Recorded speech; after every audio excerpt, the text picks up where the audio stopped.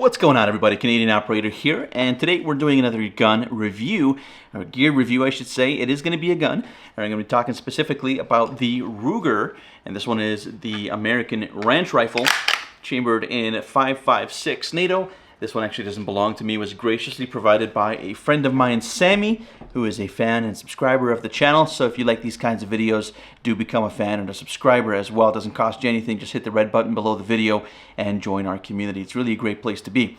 Now, we haven't been doing a lot of gear reviews lately, and that's just because I've personally run out of guns in my own safe. So now I'm turning to some of my friends to see if I can borrow their guns for a little bit, go do some shooting with them, and bring you my honest opinions about them. So let's get started talking about this Ruger American Ranch Rifle and try and figure out whether it's one that you should pick up yourself. Alright, so some basic stats on this thing. We've got an overall length of approximately 36 inches, so that's a pretty good length. It's not too long, it's not too short. It's actually fairly easy to carry because of that length. But the weight is also, of course, something that you should consider, especially when you're considering a rifle for hunting or sporting purposes, especially when you're going to be outdoors.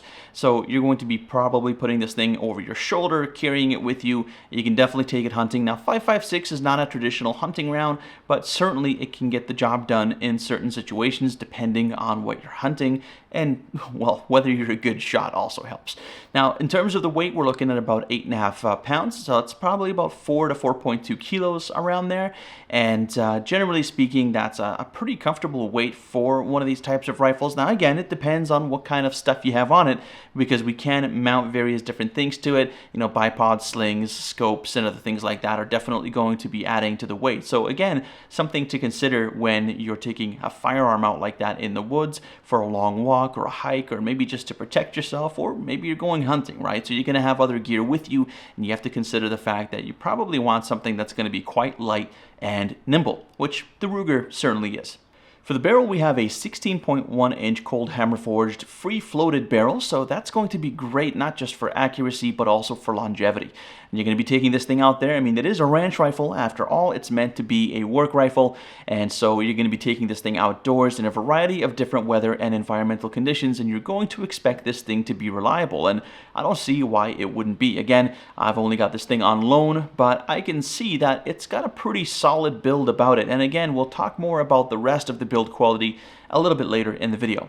In terms of the accuracy, we've got about 1 to 1.5 MOA. Now, I know that Ruger doesn't necessarily have a promise like Tiga does, where they promise 1 MOA out of the box, but I was really pleasantly surprised to see that my buddy was able to shoot a quarter very reliably at 100 meters in various conditions. And so that just tells me that with a little bit of good trigger discipline, some good breathing, and the right environmental conditions, you can definitely be quite accurate with this rifle, which is a very good thing considering its price point.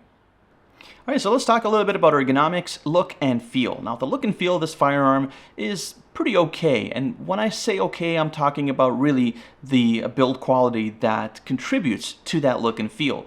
The build quality is, again, okay. It's not great, it's not bad. It's kind of right in the middle, and for the price point, it's sort of to be expected.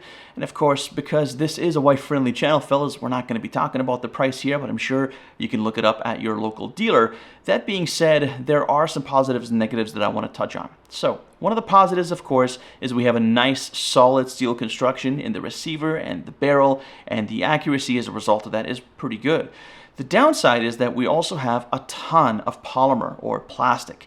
Now, polymer is not really bad in this case because, again, it's a ranch rifle, right? So you want this thing to be nice and light. You want to be able to sling that over your shoulder and take it out with you and do whatever you need to do, whether you're working on a ranch or a farm, whether you're taking this out for wilderness protection, whether you're taking it out for sporting purposes or hunting or anything in between that you can think of that you'd like to be able to do with this type of rifle outdoors. Having a light rifle and one that is easy to carry that won't bog you down, especially if you have other gear, is pretty important, and it's good in this case to have a lighter rifle. However, those polymers do give the rifle an air of cheapness that doesn't really sit that great with me. One of the things that I like is that on the forend you have a nice round shape, and although it's very hard and there's very little soft touch plastics there, which I think is a place where Ruger can make some improvements, it feels nice in your hand and it allows you to comfortably and reliably grip the firearm if you don't have anything else like a sling or a bipod. Now, one of the things that I don't like is the pistol grip. Now, it's nicely textured, and that is always a plus. Again, no soft touch materials here, it's all just hard polymer. However, it does feel a little weird because it's a bit too angled for me. And again, I'm a person that prefers a little bit more of a standard pistol grip, a little bit more of a straight profile as opposed to an angled profile. And that is my personal preference, and that might not be yours, and that's totally okay. So if this is a kind of profile that you like on your pistol grip, then you might find yourself to really enjoy this. One of the other things that I don't like with respect to the ergonomics is that we don't have an adjustable length of pull here on the stock.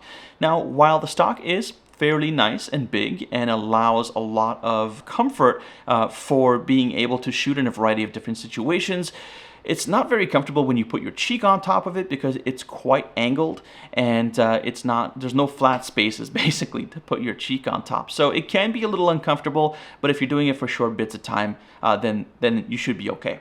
One of the things again that I do like about the design here is that on the back, we have a nice, very soft butt pad. Now, you're not going to be getting a lot of recoil with 5.56, but honestly, the butt pad is very nice, and I like it quite a bit more than my BCL Bison, which is basically a very hard rubber Magpul butt pad. And while it is a nice branded butt pad, it is definitely not as soft. And with the muzzle brake that I've got on that firearm, if you haven't seen that video, by the way, you can check it out up there. It definitely gets rid of some of the recoil that was already there in small amounts. So I guess bit of a nitpick here, but yeah, it's definitely something to keep in mind. But on this particular firearm, I do like that the butt pad is about 1/4 inch thick. There is some nice cushioning there, and with the absence of a muzzle brake on this, you're definitely going to feel a little tiny bit more recoil than if you did have a muzzle brake. So having that little extra cushion in the back is definitely really nice. Speaking of muzzle devices, I completely neglected to let you know earlier that we actually do have a 1/2 inch 28 thread on here with a thread protector that is pre-installed from the Ruger factory. So while that is really, really nice to see, especially at this price point, it would have been a lot nicer to see something else other than a thread protector on the tip of that barrel. Anything would have been nice, a flash hider, maybe a muzzle brake. A muzzle brake actually would be quite nice because for follow-up shots, it definitely can reduce felt recoil, which again, on 5.56 is not going to be a lot, but more importantly, muzzle rise. And so with the fact that producing these is probably not going to be too expensive, and that Ruger could probably, theoretically, produce these in-house or probably have some connections to get it done cheaply, there's no reason that Ruger couldn't have given us just the tip this time around. Hate is a strong word, but at this point in the video, I got to talk to you a little bit about the part of this particular firearm that I actually just hate. I've not had a good experience with it, and I don't think anybody that handles it would also have a good experience with it. And I'm talking about the action. Now, some stats before we get into the good and bad. Now, the action is a very simple bolt action. We've got 3 locking lugs at the end of the bolt, which is pretty much par for the course. We've got a 70-degree bolt throw. And yeah, it's a fairly standard design. I wish it was a little bit less of a bolt throw, a little bit of a shorter throw like on my BCL Bison, which is 60 degrees. But again, there's a bit of a price difference between those two rifles, which I might do a comparison. Let me know if you'd like to see that in the comments below.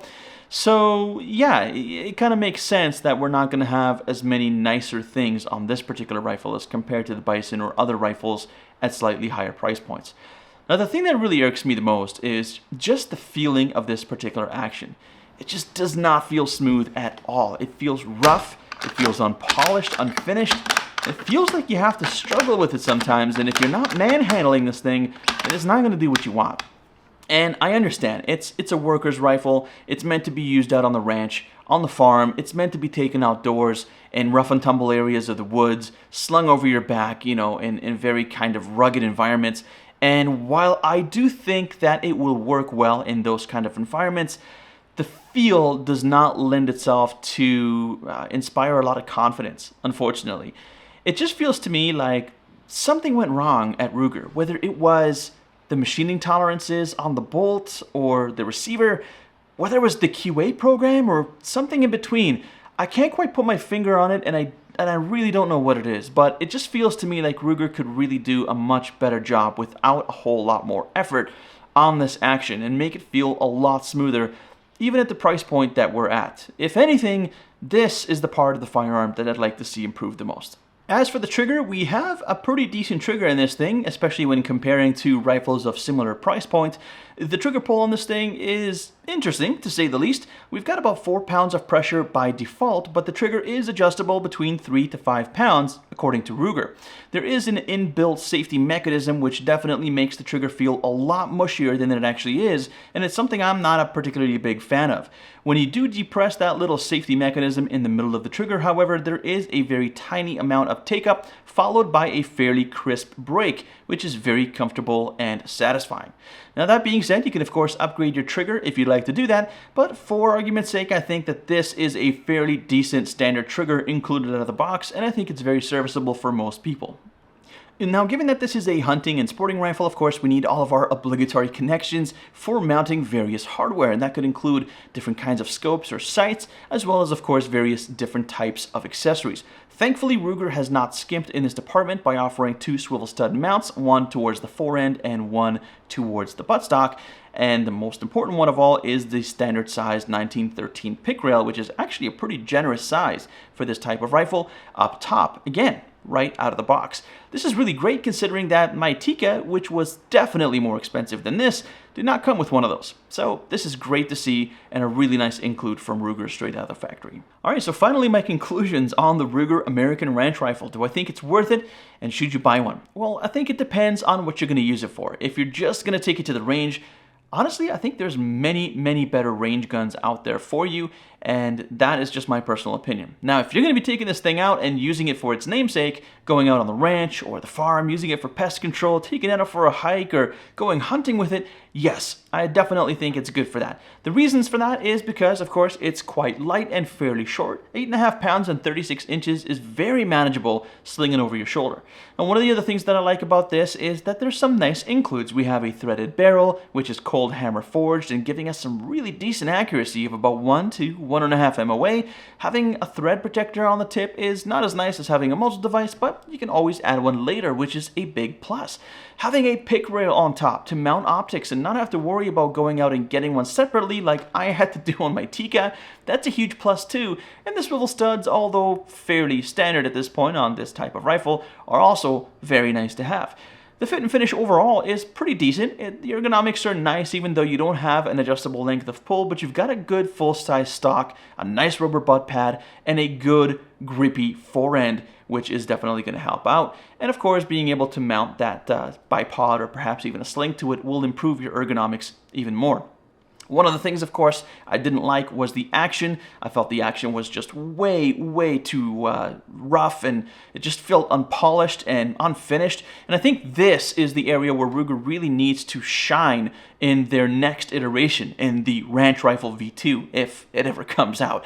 So I think that's something that would inspire a lot more confidence. Now, don't get me wrong, I don't think that this rifle is going to break on you and cause reliability issues, but the feeling is really important. Let me know if you agree with me down in the comments, right? If I pick up my Tikka and I feel that action is buttery smooth, it inspires a lot of confidence in me to know that that firearm is going to be reliable for me. And the reason that I don't feel comfortable with the Ranch Rifle is because that action doesn't inspire that same kind of confidence in me. So I hope that this is an area that Ruger will look at and potentially fix on the next iteration of the Ranch.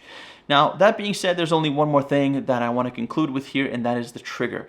It is really nice to have an adjustable trigger. 3 to 5 pounds is a good range, it's not too heavy, and 4 pounds out of the factory is very reasonable. But one of the things I hated about it was having that little safety mechanism in the middle.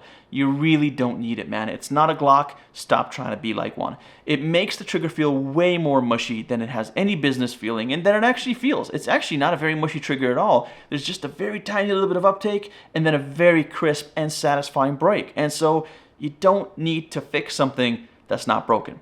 So with all that said, yes, I would recommend this rifle with the caveat that you're going to be taking it out for sporting and hunting, not necessarily for taking it to the range. Let me know what you think down below and whether you've picked one up already and what your experiences have been with it. If you'd like to join the conversation, we have a Discord. The link is going to be down in the description for you. We'd love to see you there. We have a growing community of firearms lovers from all around the world, so we'd love to come and talk to you down there.